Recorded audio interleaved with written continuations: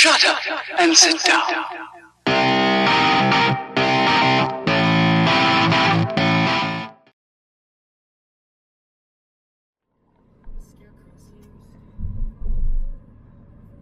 Oh, hello and welcome to a North Wales side-by-side video.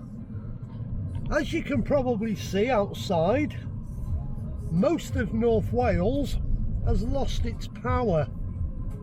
I'm up in a village called Llysfine at the moment, up above Colwyn Bay, and the power up here went off about 10 minutes ago, but I've been buzzing about all evening, and when I went down to Llandullas on the coast,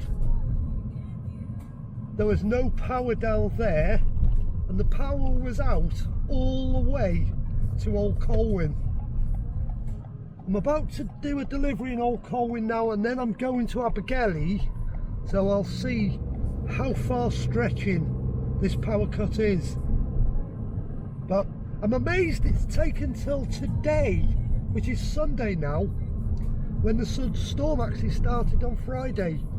To be honest, we've been really lucky. But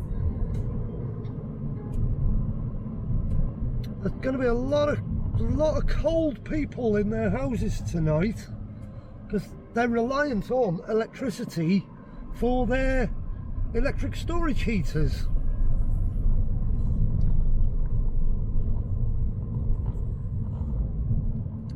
And I was going to get petrol. Oh, there's Maggie. Hi, darling. Well, this is Llandullas, and Llandullas has still got no power. That's the Shell petrol station, all in darkness. So yeah, it's quite a big power cut.